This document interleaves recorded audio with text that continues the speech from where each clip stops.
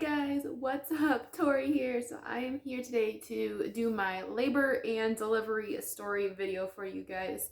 Um, Braylee is over behind the camera in the swing sleeping. She just got done eating, so she's zonked out and content. So I just have her over there resting. But this is just going to be her labor and delivery story video. I'm just going to basically tell you everything that went down, everything that happened.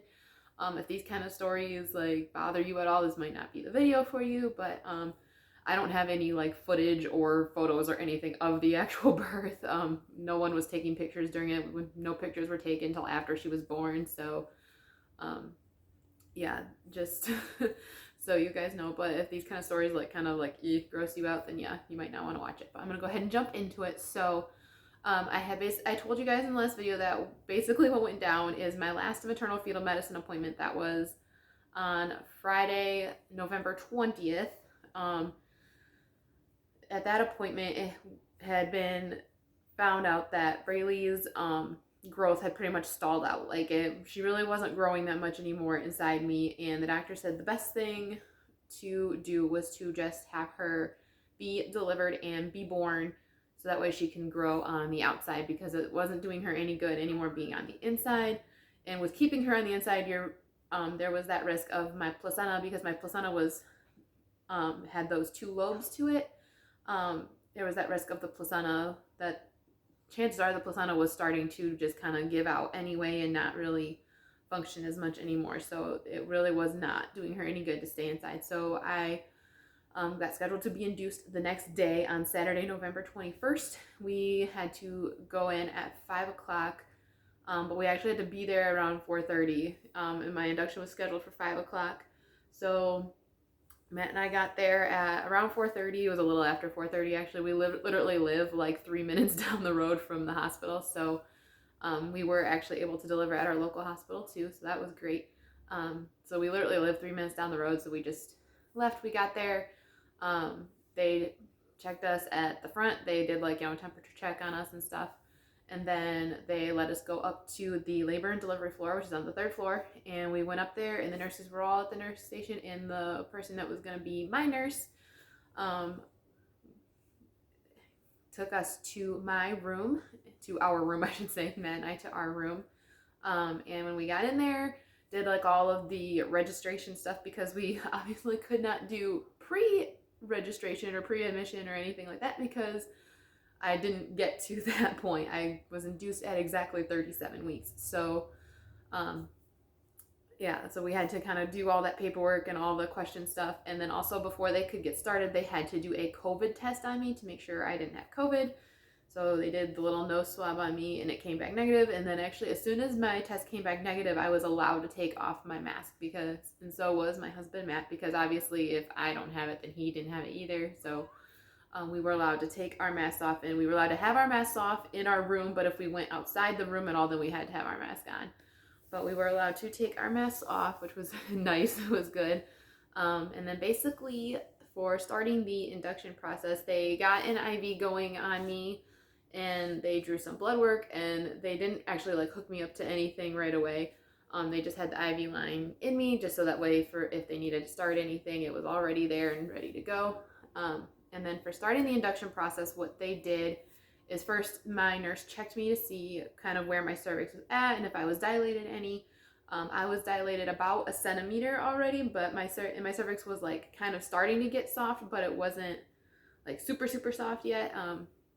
So then the next step was they put in a little pill into my cervix to begin softening my cervix and begin getting that whole process going and getting my cervix to soften up and be ready for labor and to potentially even start the labor process. And so they did that.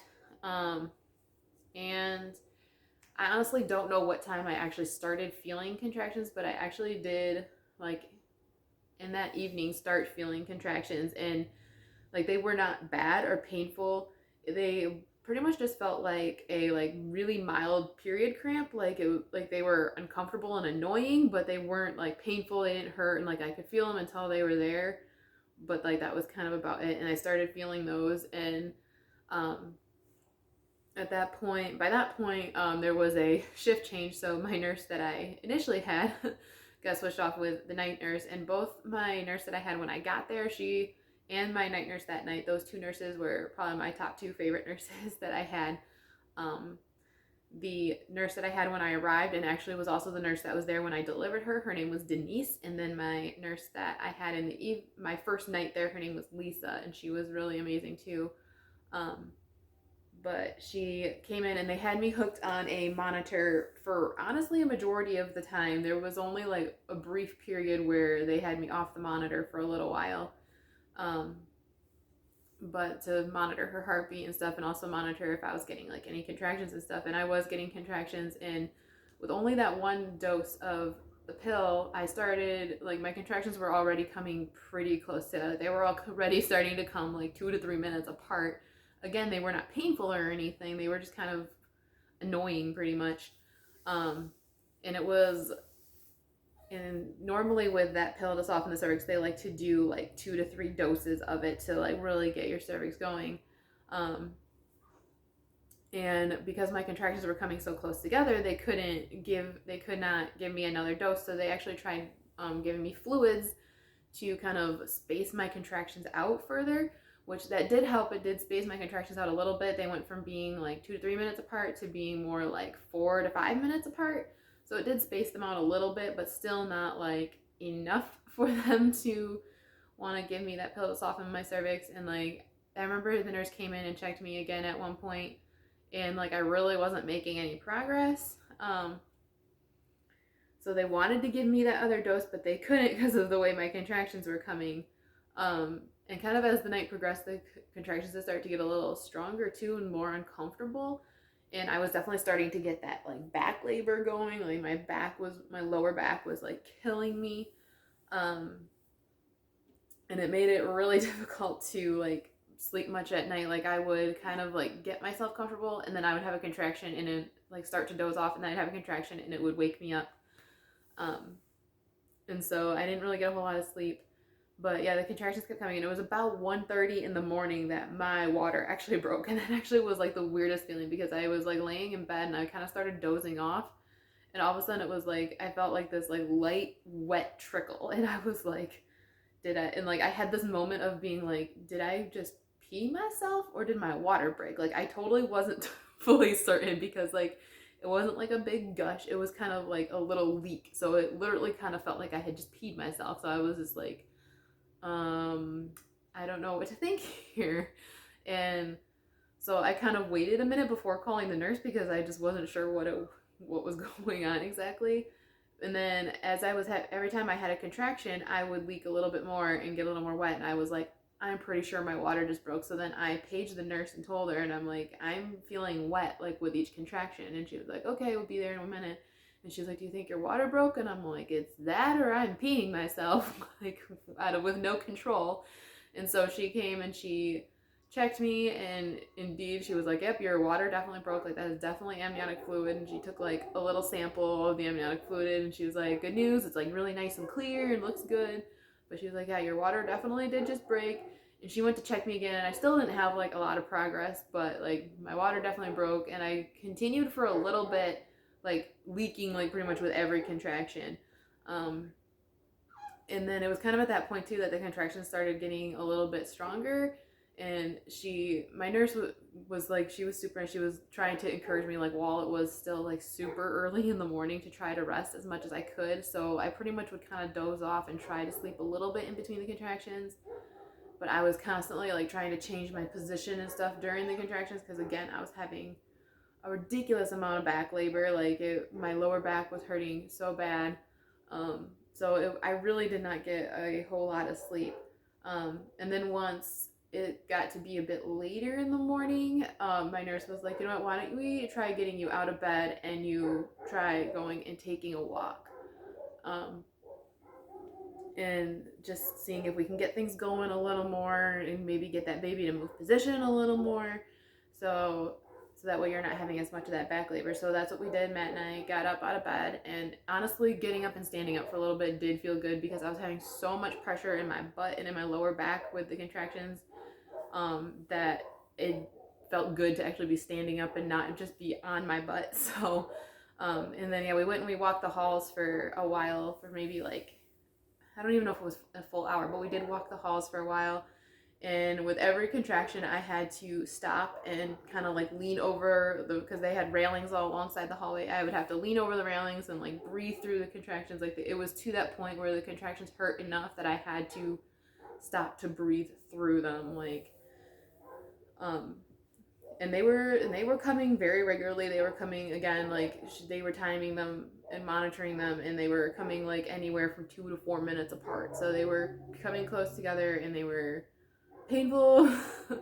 Like I said, I had to stop and breathe in between them. And so, yeah, Matt and I walked the halls for a while, and then we got back in the room, and she was like, do you want to get back into bed, or are we not feeling that yet? And I'm like, I really don't want to get back into bed. Like, it's so uncomfortable. And so she then went, and my nurse went and got the birth ball for me and brought that in, and I sat on the birth ball and just kind of like rocked on the birth ball, and I would like lean forward during the contractions, and that honestly felt so good. And like Matt too was really good. Like he would try and massage my back and stuff for me to help with some of that back labor, and he was really good through it all. But the birth ball definitely felt the best to me. And like sitting on the birth ball, I sat on the birth ball and just kind of like rocked it, bounced and stuff during the contractions, and I would like lean, when I got a contraction, I would like lean forward like over the bed and breathe through them, and like that felt the best to me.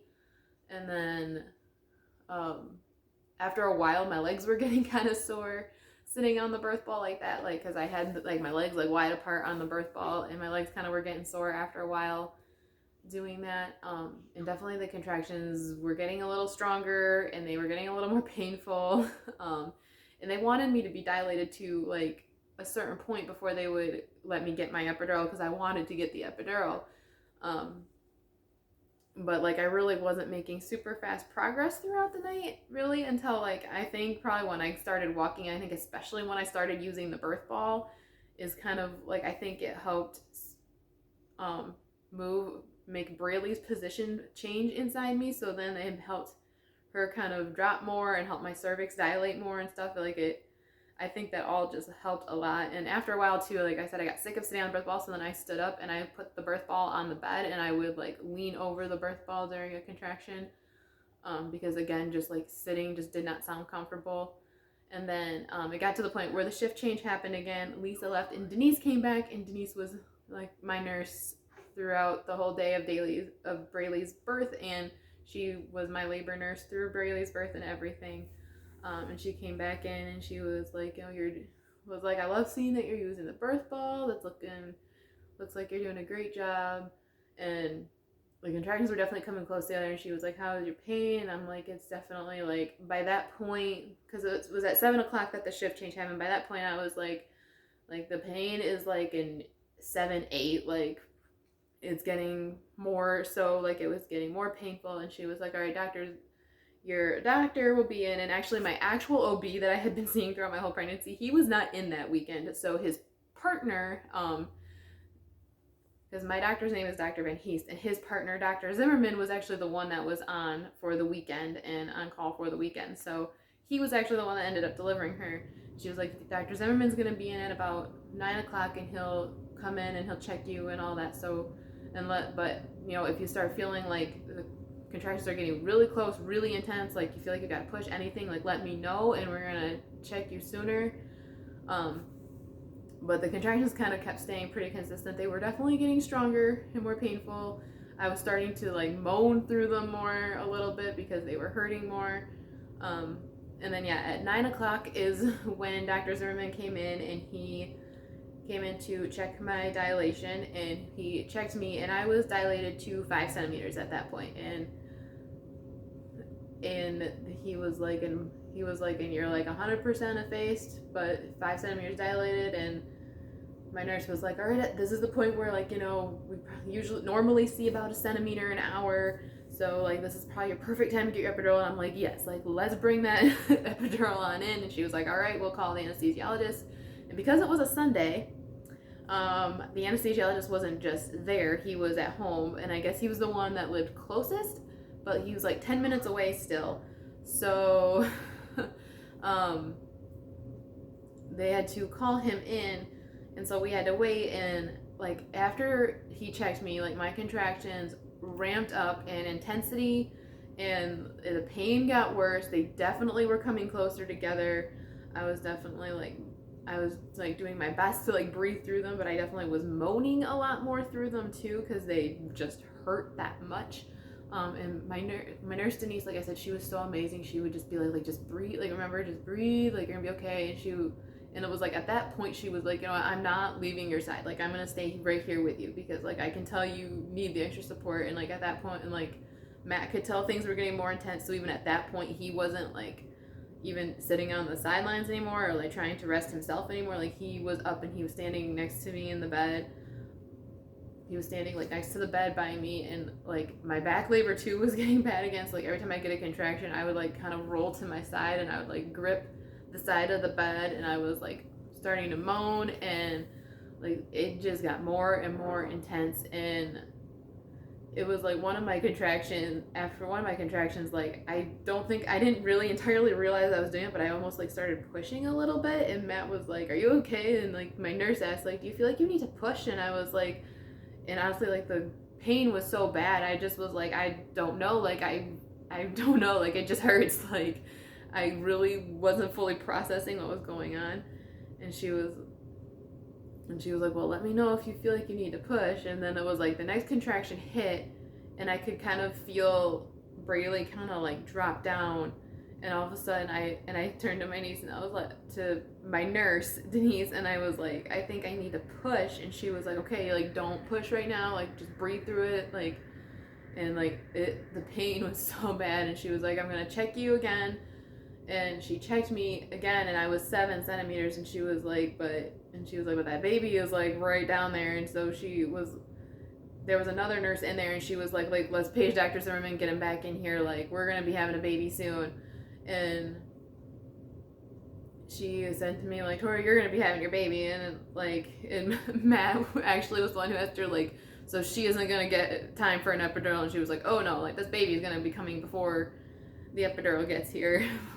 Like we gotta call off the anesthesiologist, like she's not gonna have time for it. And according to Matt, like I don't fully remember doing this, but like I apparently turned to Matt and I shook my head and said no, like because I was so set on I was gonna get my epidural. But everything just went so fast, and like with the next contraction hit, and it was like like that urge to push hit so hard, and I actually started pushing a little bit, and she was like, and like when I started pushing that little bit, that next time, like it brought her right down, dilated me the rest of the way, and she was like right there starting to come, and like I could feel it. And like there's just no way to describe the feeling of that baby starting to come out of you. Like it's, and like the feeling of that urge to push, like it is so intense, and like there's just no resisting it. Like your body just does it, and you just kind of go with it and do it with your body. Like it's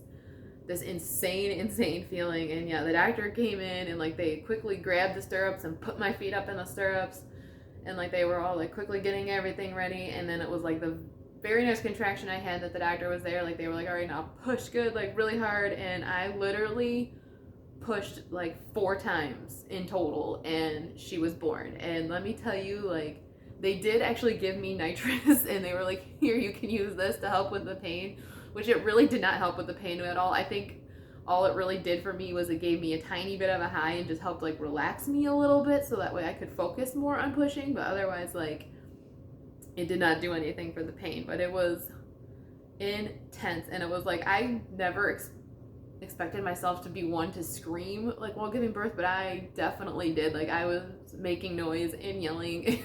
And I remember actually hearing the doctor like, don't waste your energy with noise, like just push down. And like it was like intense. And at like one point they like told me to kind of take some deep breaths. Like they like literally, I think it was probably a matter of like 3 contractions, and she was born. And I pushed like 4 times, and she was born. Like I am honestly grateful she was tiny, because she shot out and came out really quickly. But it definitely was a unique feeling. And definitely like, because one of the contractions went like her head was like there, like crowned, and it was like that weird feeling too, like it kind of like numbs you for a second, like when the contraction goes away. but then like the contraction hits again, you start pushing again, that pain like all returns. But yeah, like then her head came out and like they had me push a little more, and then the rest of like they had me stop pushing for like a second because I think he wanted to check to make sure there was no cord and stuff like that, and then they had me finish pushing, and the rest of her just like came out. And it's like I remember her coming out and seeing her, and then like lifting her onto me, and I remember just going, oh my god, and like I'm like, my baby, and like I was like almost doing like this like I didn't actually like cry actual tears, but like I was doing like this like sobbing thing, and like catching my breath in between was like none other, like it was literally like a like catching my breath in between everything, and like getting my breath back after all of that. Like it was the most insane feeling and experience ever. But like having her put directly up on me, and she cried immediately, was making noise right away, and seeing her for the first time like that, like it was just amazing. And I was like, and it was definitely a very amazing experience, I'm not gonna lie. And like her, and they delivered her, and Matt got to cut her cord, and after Matt cut her cord, the placenta honestly came out like a couple minutes later, and Braylee was born at 9:39 a.m. My doctor checked me, and I was 5 centimeters at 9 o'clock. I went from 5 centimeters dilated to delivering her in 39 minutes tops. Like, it was fast and furious. But it was definitely amazing, and her placenta came out like shortly after her. Like, it didn't even take long for her placenta to come out, and it had and the two lobes came out like perfectly intact, no issue. Like there was no issue there. Like that's like the only major concern with delivery regarding when a placenta is like that, is that making sure both parts come out well, and they did. And then because she came out so fast and furiously, I did tear. I had a 2nd-degree tear, so he had to stitch me. And honestly, that part was that was so uncomfortable too, because because I had no pain meds, he had to use a big old needle syringe to numb me so he could do the stitches, and that part was so awful too. Like I hated that. That was like, once he numbed me it was fine, and him actually doing the stitches was fine, but the actual having to numb me part of it was not pleasant. But and he ended up having to do 5 sutures in there, and it's just dissolvable sutures, so I don't have to like go in and get them taken out or anything. But he did have to stitch me because I did have a 2nd-degree tear, because she came out so fast and furious. But other than that, like everything was fine. I didn't have any major bleeding issues or anything like that, and she came out perfectly healthy. And they kept her on me skin to skin for quite a while, and they and actually before they even weighed her, like they kept her on me for a while, and they got me like all cleaned up and stuff, and they had her try to start nursing and all that before they even weighed her and stuff. And yeah, like honestly, the whole experience, like even though it was definitely nowhere near the experience I thought I was gonna have, but it still was amazing. And to be like, the pain was horrendous. Like I definitely, like if I could have had the epidural, I probably would have, because the pain that is there, like those of you women that have done it multiple times and do it like planning on doing it that way and wanting to do it that way and somehow enjoy doing it that way, I give you kudos. Like, good on you. But for me, like that pain was just nothing like I had ever felt before, but yet it was an amazing feeling too, to feel like how much power your body truly has in that time. And overall, like I have really no complaints over my whole labor and delivery. Like it was really great. My nurses were great. My doctor was great. Everything went so good and smooth, and she came out healthy and fine and doing well, and that is what was important. And honestly, it was probably almost an hour later before they even like actually weighed her or anything, because we waited to tell any of our family and stuff that she actually was born until like we had a weight and stuff on her, so that way we could tell everybody how big she was and all that. Like but yeah, and so far my healing and stuff has been really good. She actually is officially a week old now, and she's doing good. And like I said, my whole experience, like it was definitely nowhere near what I had planned, but I'm honestly really proud of myself for doing it naturally. Like I never imagined myself ever doing it naturally, but I'm proud of myself for it. Like I'm just like, yeah, I did it. But Again, it's probably a good thing she was tiny, because I cannot imagine what that would have felt like if she was like a normal sized baby and not a tiny baby. So I definitely am thankful she was tiny, because it made it go quick and just fast and furious and it was over. But yeah, overall it was great and it was fantastic. I'm gonna end this video here because it's already super long. I hope you guys kind of enjoyed this video. If you have any like further questions or anything for me, please leave them in the comment section below and I will definitely get back to them when I can. And I love you guys so much, and I will see you all in the next one. Bye.